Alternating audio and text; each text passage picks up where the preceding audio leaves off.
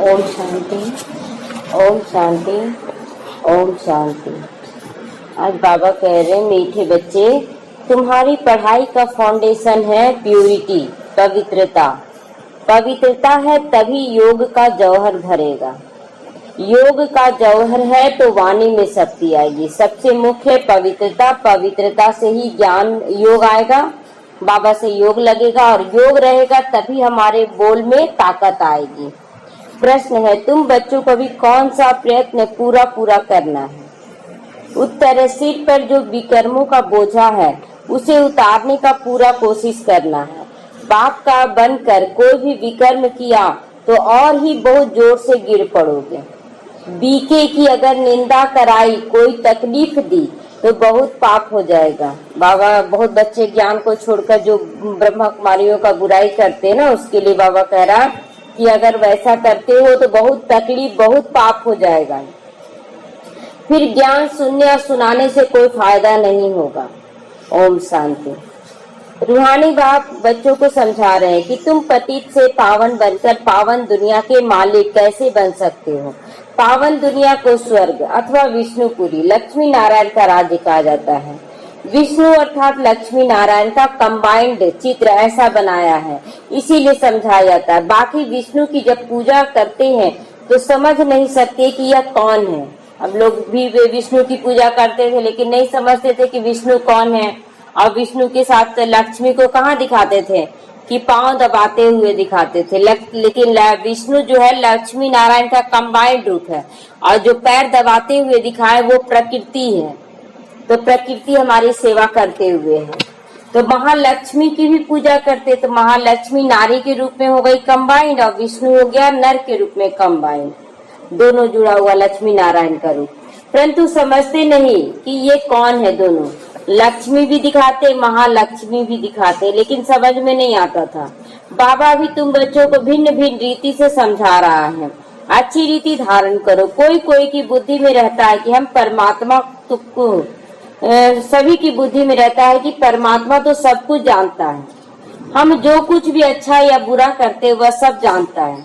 अब इसको भी अंधश्रद्धा का भाव कहा जाता है। परमात्मा एक एक का संकल्प थोड़ी जानेगा, इन बातों को जानते ही नहीं वो।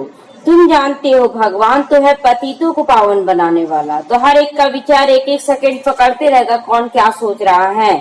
तो हम सब पतित, हमारे अंदर वो विचार भर रहा है।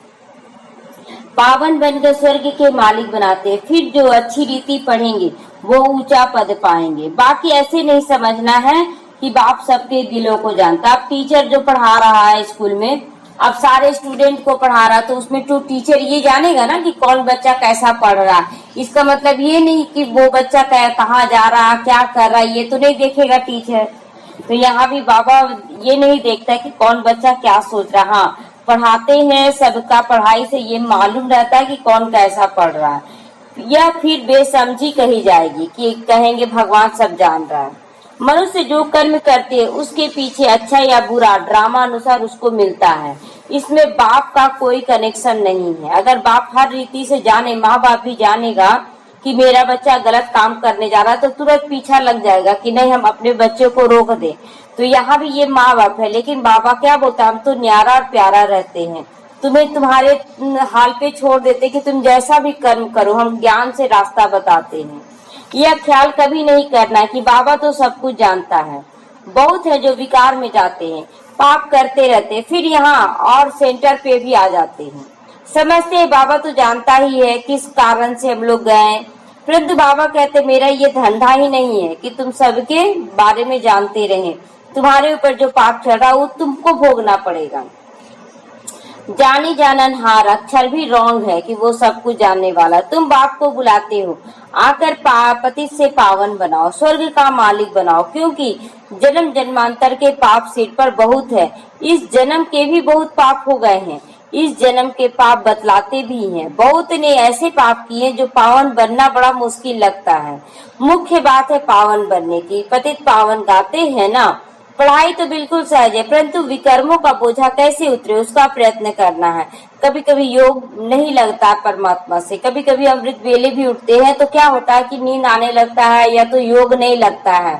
तो बाबा कहता है वो जो विकर्मों का बोझा है ना, वो तुम्हें मेरे से जुड़ने नहीं देता है। पहले बोलता मेरा कर्ज दो, मेरा कर्ज दो, उसके बाद तुम अपने पिता से जाना, पिता के पास जाना, इसीलिए योग नहीं लगता है। तो ऐसे बहुत है, अथाह पाप करते हैं, बहुत डिसर्विस भी करते हैं, बी के आश्रम को तकलीफ देने की भी कोशिश करते। ब्रह्मा कुमारियों के आश्रम में भी आकर क्या करते, गलत गलत काम करके हल्ला करते हैं। इसका बहुत पाप चढ़ जाता है। वह पाप आदि कोई ज्ञान देने से नहीं मिट सकता। ज्ञान देने से, जो बच्चे सोचते हैं ना कि हम पाप भी कर रहे हैं और सबको जा रहे हैं ज्ञान देने के लिए, तो बाबा कहता है ज्ञान देने से तुम्हारा कोई विकर्म का बोझा हटेगा नहीं, योग से हटेगा। पाप मिटेंगे योग से। पहले तो योग का पूरा पुरुषार्थ करो, तब किसी को तीर भी लग सकेगा। अगर खुद हम पावन बनते हैं, खुद योगी बनते हैं, तब ज्ञान का तीर किसी को लगाएंगे तो लगेगा। पहले पवित्र बनो, योगी बनो, तब वाणी में ही धार आएगा, वाणी का भी असर करेगा।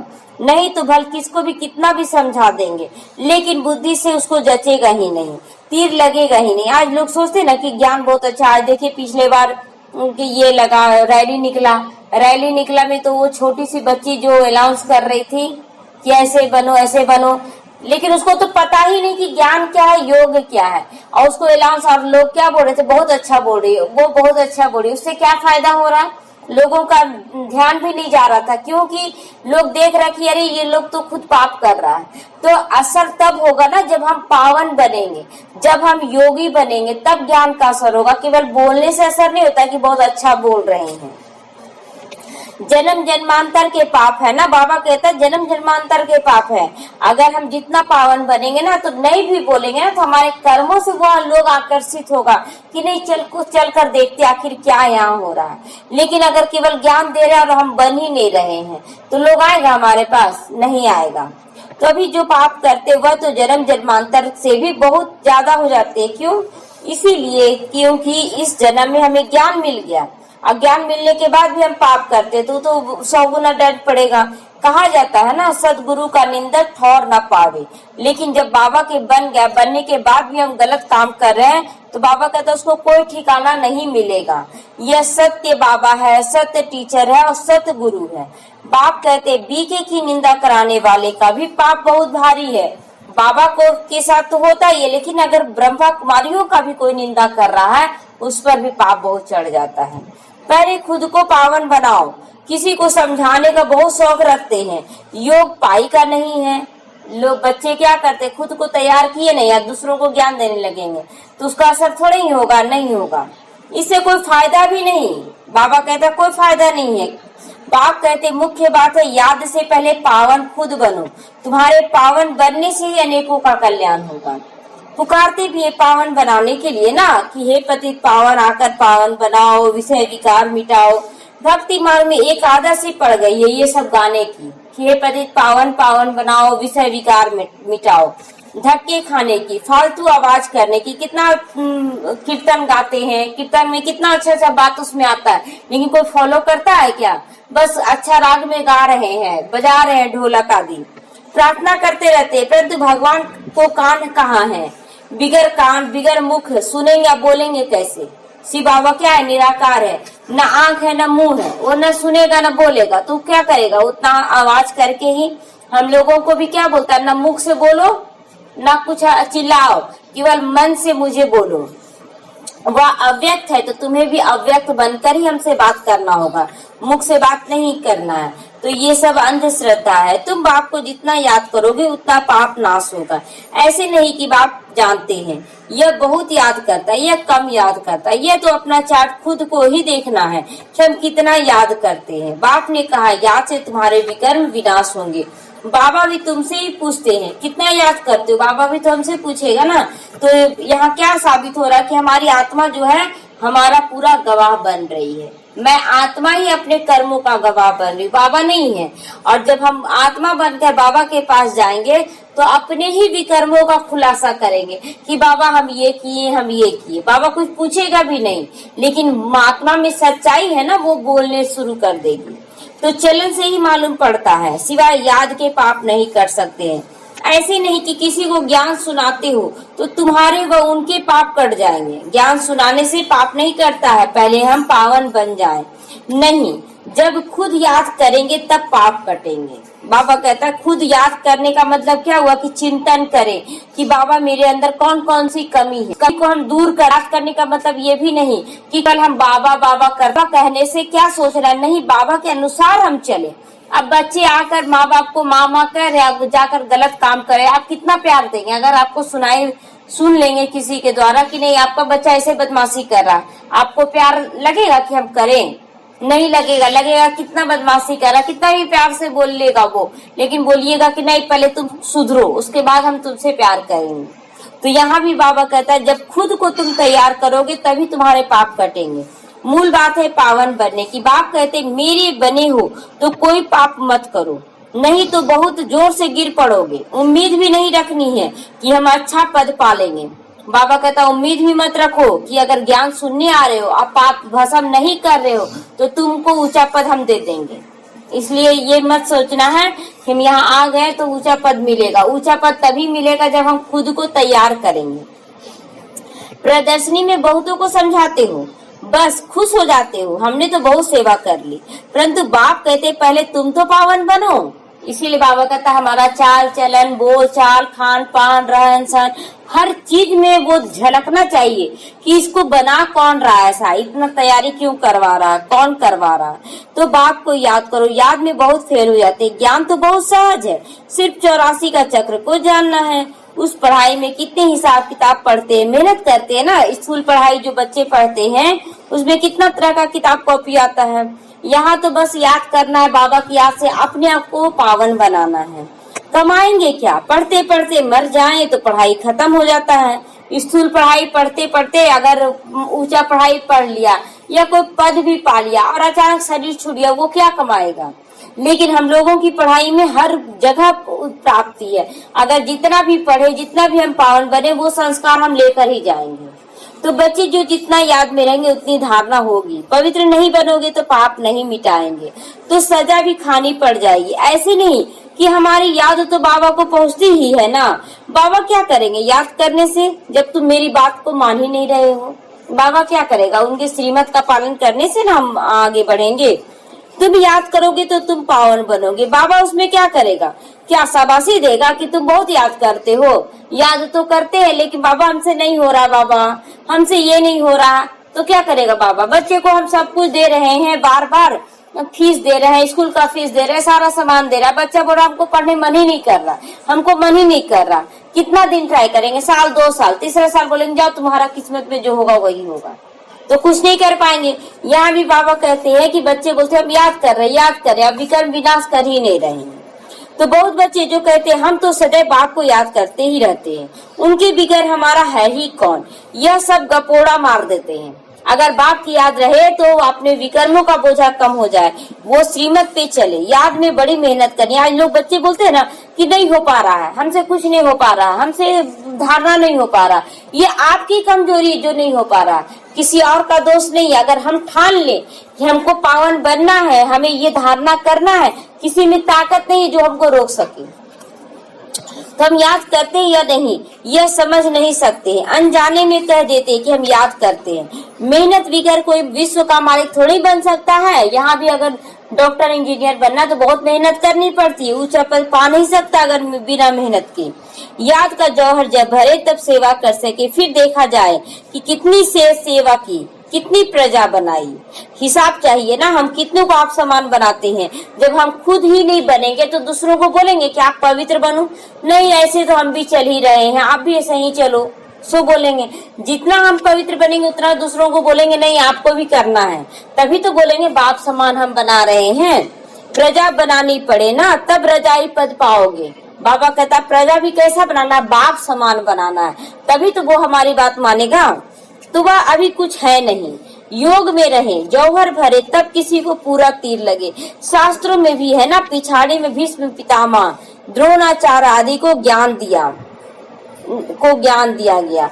जब तुम्हारा पतितपना निकल जाएगा, शत्रु प्रधान तक आत्मा आ जाती, तब जौहर भरता जाता, तब झट से तीर लगता जाएगा। किसी को भी समझाएंगे तो फिर तीर लगेगा। या कभी ख्याल भी मत करो कि बाबा तो सब कुछ जान ही रहा है कि हम चल रहे हैं या नहीं चल रहे हैं, किस मजबूरी में हम खा रहे हैं, ये भी नहीं सोचना। जो बोलते हैं ना कि नहीं हो रहा धारना, तो बाबा जान रहा है। बाबा कुछ नहीं, बाबा कहता तुम्हारे हाथ में है तुम्हारा धारना, लेकिन अगर नहीं कर पा रहे तो तुम्हारी कमजोरी है, उसमें हम कुछ नहीं करेंगे। बाबा को जानने की दरकार ही क्या, जो करेगा सो पाएगा। बाबा ये भी तो बोलता है जो करेगा सो पाएगा। बाबा साक्षी होकर सभी को देखते हैं, बाबा को लिखते हैं, हमने फलानी जगह जाकर बहुत सेवा की। बाबा पूछते हैं पहले तुम याद की यात्रा में तत्पर हो। अब बाबा सबसे पहले उसी से सवाल करते हैं कि क्या तुम मेरी याद में रहकर श्रीमत का पालन कर रहे हो। सर्विस तो करते हो, पहले खुद को बनाए। पहली बात तो यही है, और संतोड़ केवल एक बाप को याद करो। देही अभिमानी तो बनना पड़े। बाबा कहता देही अभिमानी, शरीर में रहते हुए क्या सोचना है कि हम एक फरिश्ता हैं। घर में रहते भी समझना है कि यह तो पुरानी दुनिया, पुराना शरीर है। घर में भी रहेंगे तो क्या समझना कि मैं एक आत्मा हूँ, ये शरीर भी पुराना है, सब खलास हो जाएगा। हमारा काम है बाप और वर्षे को याद करना। बाबा ऐसे नहीं कहते कि गृहस्थ व्यवहार में मत रहो, ये तो नहीं बोलता कि गृहस्थ छोड़ दो, कोई से बात ना करो। बाबा पूछते शादी पर जाएं, बाबा से पूछते बच्चे शादी में जाएं, बाबा क्या कहेंगे, नहीं जाओ, भल जाओ, लेकिन सेवा अर्थ जाओ। वहाँ सोच कर जाओ कि हम जा रहे हैं तो मेरा धारणा ना टूटे, हम किसी न किसी को ज्ञान देकर ही आए। वहाँ भी जाकर सर्विस करो। बुद्धि का योग श्री बाबा से हो, जन्म जन्मांतर के विकर्म याद बल से भस्म होंगे। अगर पार्टियों में जा रहे हैं, खाना खा रहे हैं, पार्टियों में देखते हैं कितना खाना बर्बाद होता है, लोग ले लिए इतना सारा खाना बर्बाद कर दिए। अगर वहाँ का आप कुछ भी खाते हैं तो यानी कि वो तमोगुनी खाना है, और तमोगुनी खाना खाने के बाद आपके ऊपर भी तो सारा बोझा चढ़ जाएगा ना, कि लोग जो बर्बादी करे। बाबा कहता है ना कि गेहूं के साथ जौ भी पिसा जाता है, तो बाबा कहता है कि अगर तुम थोड़ा सा भी कुछ खाते हो तो जितने लोग वहाँ बर्बाद कर रहे हैं ना खाना, उसका भी विकर्म तुम्हारे ऊपर भी चढ़ेगा, क्योंकि बाबा कहता है सब एक साथ पिसाएगा। तो याद के बल से विकर्म विनाश करने, कहीं भी पाप का बोझा नहीं चढ़ाना। यहाँ भी अगर विकर्म करते तो बहुत सजाएं भोगनी पड़ेगी। पावन बनते बनते विकार में गिरा तो और ही मर जाएगा, एकदम पुर्जा हो जाएगा, एकदम उसका क्या करेगा, तन मन धन सब कुछ विकारी हो जाएगा। श्रीमत पे न चलकर बहुत नुकसान करते, कदम कदम पर श्रीमत चाहिए। ऐसे ऐसे पाप करते जो योग लग ना सके। योग क्यों नहीं लगता है, क्योंकि पाप करते जा रहे हैं, तो योग कहाँ से लगेगा। केवल बैठ जाना योग थोड़ी ही होता है, योग में आपको आनंद आना चाहिए। जब आप बैठते हैं योग में तो लगेगा कि हाँ परमात्मा से हम बात कर रहे तो हमको बहुत खुशी हो रहा है। याद कर ना सके कोई तो को जाकर कहेंगे भगवान आया है, उनसे वर्षा लो, वो मानेगा ही नहीं आपकी बातें। जब हम खुद नहीं बनेंगे तो वो मानेगा, तो बार बार बोलेंगे क्या करे, थोड़ा सा दुख आ ही जाता है, तो दुख आ ही जाता है तो वो बच्चे क्या बोलेंगे, जब तुम इतना ज्ञान में चलकर भी दुखी हो रहे हो तो पाने से क्या फायदा हो रहा भगवान को, तो तीर नहीं लगेगा। बाबा ने कहा भक्तों को ज्ञान सुनाओ, व्यर्थ किसी को ज्ञान ना दो, नहीं तो और ही निंदा कराओगे। कई बच्चे बाबा से पूछते बाबा हमको दान करने की आदत है, अब तो ज्ञान में आ गए ना, अब क्या करें। अब बहुत बच्चे पूछते हैं कि धन का दान करने का आदत है, पंडित पुरोहित को, तो भिखारियों को, तो अब क्या करें। बाबा से बच्चे पूछ रहे हैं, बाबा राय देते हैं। बच्चे गरीबों को दान देने वाले तो बहुत है, दुनिया वाले तो बहुत है गरीब को दान देने वाले। गरीब कोई भूखा मरता है क्या, फकीरों के पास बहुत पैसे पड़े, जाकर देखो आज गरीब जो लेकर बैठे हुए ना उसके नीचे कितना कितना धन छुपा कर रखे हैं, वो लोग गरीब नहीं है। इसीलिए इन सब बातों से तुम्हारी बुद्धि हट जानी चाहिए। किसी को भी दान नहीं देना है, चाहे वो भिखारी हो चाहे ब्राह्मण हो, किसी को भी दान आज क्लियर कर दिया बाबा कि किसी को दान नहीं देना है। दान आदि में बहुत खबरदारी चाहिए, अगर उस दान से वो गलत काम कर दिया तो सारा विकर्मों का बोझा तुम्हारे ऊपर देने वाले पर पड़ जाएगा। एक कहानी में आया था ना कि एक ये भिखारी था, वो लिया गया, उसको दान दे दिया कोई, और वो घर में जाकर क्या किया, शराब लेकर गया और शराब पीने लगा तो उसकी पत्नी टोक दी कि आप शराब कहाँ से लाए, पैसा आप क्यों शराब पी रहे हैं, बच्चों को खाने का नहीं है।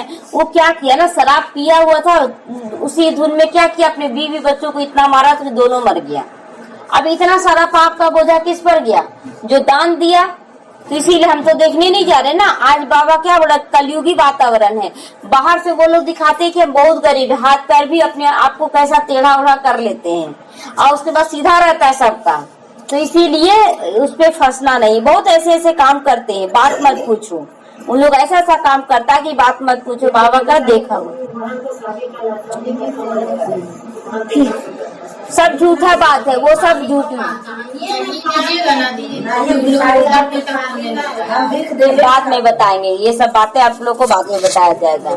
फिर खुद समझते नहीं कि हमारे सिर पर बोझा बहुत भारी चढ़ा हुआ है, पहले से बोझा चढ़ा हुआ और बोझा चढ़ा लेते। ज्ञान में आने के बाद एकदम किनारा नहीं देंगे, उल्टा पुल्टा बोले, वो क्या करा उसका मर्जी, वो मेरे ऊपर नहीं लगेगा। क्योंकि हम लोग का स्थान कहाँ हो गया, देवी देवता बन गए। और देवी देवता जो स्वयं परमात्मा की छत्र छाया में, उसको क्या श्राप, क्या वरदान? जो परमात्मा वरदान दे रहा है, तो हम दूसरों की, दुनिया वालों का वरदान, विकारियों का वरदान के पीछे भागेंगे? नहीं। हमारे ऊपर बहुत पाप का बोझ है, उसको पहले समाप्त करो। ज्ञान मार्ग में कोई हंसी खुंडी का मार्ग नहीं है। यहाँ पर ये नहीं कि हंसी खुंडी है, हंसी मजाक करके किसी को कर लिए। बाप के साथ तो धर्मराज भी है ना, शिव बाबा धर्मराज भी बन रहा है। धर्मराज के बड़े बड़े डंडे खाने पड़ेंगे, और डंडा कोई दिखावटी डंडा नहीं पड़ता है, बीमारियों का डंडा पड़ जाएगा। कहते हैं ना, पिछाड़ी में धर्मराज लेखा लगे तब पता पड़े। जब लेखा जोखा दिखाना स्टार्ट कर देगा ना परमात्मा, उसमें धर्मराज बन के, तब लगेगा कि हम कितना पाप किए, इतना पाप हो गया हमसे। जन्म जन्मांतर की सजाएं खाने में कोई टाइम नहीं लगेगा। बाबा ने काशी कलवट का भी मिसाल समझाया है। काशी कलवट में दिखाते हैं ना कि लोग खड़े खड़े जिंदा में ही क्या करते थे, डुबकी लगाकर मर जाते थे कि मेरा पाप बोझ का बोझा समाप्त हो जाएगा। वह है भक्ति मार्ग या ज्ञान मार्ग। यहाँ ये सब भी नहीं करना, अपने आप को हत्या नहीं करना है। मनुष्यों की भी बलि चढ़ाते हैं, यह भी ड्रामा में नूंद है। इन सब बातों को समझना है। ऐसे नहीं कि यह ड्रामा बनाया ही क्यों है, ये नहीं सोचना है कि ड्रामा बनाया ही क्यों है, चक्र में लाया ही क्यों है। बाबा से सवाल लोग करते हैं ना कि बाबा जब ये सब पाप बनता है तो आप इस चक्र में लाए हैं क्यों, आप ये सब ड्रामा बनाए हैं? कि बाबा नहीं बनाया, बाबा तो ज्ञान देकर छोड़ दिया। बच्चों को ज्ञान देकर छोड़ दिए कि जाओ तुम स्कूल अच्छा से पढ़ाई करना। अब बच्चे वहां जाकर लड़ाई झगड़ा करे तो क्या माँ बाप का दोष है? माँ बाप को दोष देते हैं तो भगवान को भी दोष देते हैं। ये तो अनादि ड्रामा बना है ना। चक्र में ना आओ तो फिर दुनिया ही ना रहे। चक्र में तो आना ही है, मोक्ष तो होता नहीं। बाबा कहते हैं जो मुक्ति मुक्ति मांगता है ना लोग, तो मुक्ति क्या चीज होता है? लोग सोचते हैं कि एकदम मुक्त हो जाए जीवन से। तो जब आप स्टार बिंदी बन जाएंगे, आत्मा बन जाएंगे, तो ना दुख का अनुभव ना सुख का अनुभव। दुख सुख का अनुभव तो शरीर में रहने पर है ना। तो जब मुक्ति लोग क्यों मांगता है? जब बहुत दुखी होता है, जब बहुत दुखी होता है तभी बोलता है कि हमको मुक्ति दे दो, मुक्ति दे दो। लेकिन अगर सुख होगा तो मुक्ति मांगेगा, बोलेगा मेरे लिए यही स्वर्ग है। तो अनुभव कहाँ तैयार हुआ? जब यही शरीर में न तैयार हुआ। तो जब हम लोगों को बाबा बहुत सुख देगा तो हम लोग मुक्ति क्यों मांगेंगे? हम लोग जीवन मुक्ति मांगेंगे ना। तो मोक्ष तो किसी का होगा नहीं, एक जन्म में भी उसको दुख सुख सब झेलना पड़ जाएगा। तो फिर हम क्यों ना पूरा जीवन मुक्ति ले ले? तो मुख्य का भी मोक्ष नहीं हो सकता है। 5000 वर्ष के बाद ऐसे ही चक्र लगाओगे। यह ड्रामा बना हुआ है। सिर्फ समझाने वाणी चलाने से पद नहीं मिल जाएगा तुम्हें। पहले तो पति से पावन बनो। ऐसे नहीं कि बाबा को सब जानते हैं। बाबा जान करके भी क्या करेगा? बाबा अगर जानेगा भी कि आप अच्छा या बुरा करे, वो जानकर भी क्या करेगा जब आप खुद को तैयार नहीं कर रहे हैं? पहले तो तुम्हारी आत्मा ही जानती है कि हम श्रीमत का कितना पालन करते हैं।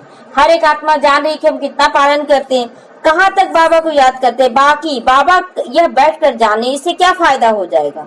तुम जो करते हो सो तुम जानो, तुम पाओगे ना। बाबा तुम्हारी एक्ट सेवा से जानते हैं। यह बच्चा अच्छी सेवा करता है। फलाने ने बाबा का बनकर बहुत विकर्म किया, उसकी मुरली में जौहर भर ना सके। यह ज्ञान तलवार है, उसमें याद का बल यानी जौहर चाहिए। योग बल से तुम विश्व की पर विजय प्राप्त करते हो। बाकी ज्ञान से दुनिया ऊंचा पद पाए, ये हो नहीं सकता है। बाबा कहता है ज्ञान से नई दुनिया में ऊंचा पद पाएंगे, लेकिन पहले खुद को तैयार करें। पहले तो पवित्र बनना है। पवित्र बनने बगैर ऊंचा पद नहीं मिल सकता है। यहाँ आते हैं नर से नारायण बनने के लिए। पति तो थोड़े ही नर से नारायण बन जाएगा। पावन बनने की पूरी युक्ति चाहिए। अनन्य बच्चे जो सेंटर संभालते हैं, उनको बड़ी मेहनत करनी चाहिए। इतनी मेहनत नहीं करते, इसीलिए वो जौहर नहीं बढ़ता। बहुत जगह होता है कि बहुत बच्चे आते नहीं हैं, तो बाबा कहता है वो योग का जौहर नहीं होने के कारण बच्चे नहीं पहुंचते। तो लगता है कि यहाँ भीड़ नहीं लग रहा है, तीर नहीं लगता। याद की यात्रा कहाँ है? सिर्फ प्रदर्शनी में बहुतों को समझाते हो। पहले खुद को याद से पवित्र बनाओ, फिर ज्ञान देना। पावन होंगे तो ज्ञान की धारणा होगी, पतित को धारणा होगी नहीं। मुख्य सब्जेक्ट है याद की, उस पढ़ाई में सब्जेक्ट होती है ना। तुम्हारे पास भी भल बीके बनते हैं, परंतु ब्रह्मा कुमार कुमारी भाई बहन बनना कोई मौसी का घर नहीं है। बाबा कहता है ज्ञान में तो आ गए, लेकिन भाई बहन बनकर रहना, पवित्र बनकर रहना, ये मौसी का घर नहीं है। कुछ न कुछ विकर्म हो ही जाता है। सिर्फ कहने मात्र नहीं बनना है, देवता बनने के लिए पहले पवित्र जरूर बनना है, फिर पढ़ाई है। सिर्फ पढ़ाई होगी, पवित्र नहीं होंगे तो ऊंचा पद नहीं पा सकेंगे। आत्मा पवित्र तो चाहिए ना, पवित्र हो तब पवित्र दुनिया में ऊंचा पद पाएंगे। पवित्रता पे बाबा ज्यादा जोर देते हैं। बिगर पवित्रता किसी को दान दे न सकूं। बाकी बाबा देखते हैं कुछ भी नहीं है इसमें, खुद बैठे हैं, सब बातें समझाते हैं। भक्ति मार्ग में भावना का भाड़ा मिल जाता है, वह भी ड्रामा में नूंधा हुआ है। शरीर बिगर बाप किसी से बात कैसे करेंगे, सुनेंगे कैसे? आत्मा को शरीर है तब तो सुनती है, बोलती है। बाबा भी कहते मुझे भी ऑर्गन्स चाहिए ना, तब तो सुने या बोले। बाबा समझाते हैं कि जानते हम विकार में जाते, अगर नहीं जानते तो भगवान ही नहीं मानेंगे। अगर बाबा कहता है कि अगर बोल भी देंगे यहाँ पर कि बाबा हम तो विकार में नहीं जाते हैं, तो बाबा मानेगा क्या? यहाँ तो शिव परमात्मा जो अंतर को देखने वाला है वो जो है बैठा हुआ है, तो इसीलिए झूठ यहाँ नहीं चल सकता है। ऐसे भी बहुत होते हैं जो झूठ बोल देते हैं कि हम तो बहुत पावन हैं। बाप कहते मैं आया हूँ तुमको पावन बनाने का रास्ता बताने। साक्षी होकर देखता हूँ, बच्चों की चलन से मालूम पड़ जाता है कि ये कपूत है या सपूत है। सर्विस का भी सबूत चाहिए, यह भी जानते हो। जो करता है सो पाता है। श्रीमत पे चलेगा तो श्रेष्ठ बनेगा, नहीं चलेगा खुद को गंदा बनकर गिरा देगा। कोई भी बात है तो क्लियर पूछो। अंधश्रद्धा की बात यहाँ नहीं है कि जबरदस्ती, जैसे साधु सन्यासी के पास कोई ज्यादा सवाल जवाब करने लगते थे ना, तो साधु क्या गुस्सा आ जाता था। लेकिन बाबा यहाँ क्या बोलते, जितना सवाल है उतना सवाल का जवाब तुम मांगो, लेकिन तुम मेरी श्रीमत पे चलो, हम तुम्हारा सारा जवाब देंगे। बाबा कहते याद का जौहर नहीं होगा तो पावन नहीं बन सकोगे। पहले क्या बोल रहा बाबा, याद का जौहर भरो, और याद के जौहर से आपके अंदर पवित्रता ना आए ये हो नहीं सकता है। तो इस जन्म में भी पाप ऐसे ऐसे करते कि बात मत पूछो। यह है पाप आत्माओं की दुनिया, सत्युग है पुण्य आत्माओं की दुनिया। यह है संगम। कोई तो डल हेड है तो धारणा कर नहीं सकते। कितना भी मुरली सुन रहे लेकिन उसका क्या बोलते, डल हेड यानी कि मूर्ख है। टू लेट हो जाओगे, भंभोर को आग लग जाएगी, फिर योग में नहीं रह सकोगे। बाबा कहता है टू लेट का तो बोर्ड लग चुका है। अब बाबा कहता है कि अगर योग नहीं लगेगा अभी भी तो तुम ज्यों के त्यों रह जाओगे। उस समय हाहाकार मच जाएगा, बहुत दुख के पहाड़ गिर जाएंगे। यही फुरना रहे, नशा रहे कि हम अपना राज्य भाग तो ले लेवे। देहाभिमान को छोड़कर सेवा में लग जाना है, कल्याणकारी बनना है। धन व्यर्थ नहीं गंवाना है। अगर धन है तो धन को क्या करना, इधर उधर व्यर्थ नहीं गंवाना है। जो लायक ही नहीं होते ऐसे पतित को कभी दान नहीं देना चाहिए। बाबा कहता है कभी भी पतित को दान नहीं देना, किसी भी कीमत पे दान नहीं देना, थोड़ा सा विरोध ही करना पड़े। लेकिन बाबा कहता है धन को पंडित पुरोहित या तो किसी भिखारी को कभी भी नहीं देना है, देना नहीं चाहिए। नहीं तो दान देने पर ही पाप लग जाएगा, दान देने पर ही पाप लग जाएगा, क्योंकि वो भिखारी में लगा रहा है। देखिए वो अगर अपना मकान बना रहा है, वो बहुत ऐश मौज कर रहा, पार्टी कर रहा, ब्राह्मण भी आज देखिए कैसा कैसा कर रहा है। ऐसे नहीं कि ढिंढोरा पीटना है कि भगवान आया है, ऐसे भगवान कहलाने वाले भारत में बहुत है। ऐसा नहीं कि अपने आप को ढिंढोरा पीट देना कि हम तो देवी देवता हैं, हम भी भगवान है, ये भी नहीं बोलना है। कोई मानेगा ही नहीं। यह तुम जानते हो, तुमको रोशनी मिल रही है ना, तो तुम करो, गुप्त रीति से करो।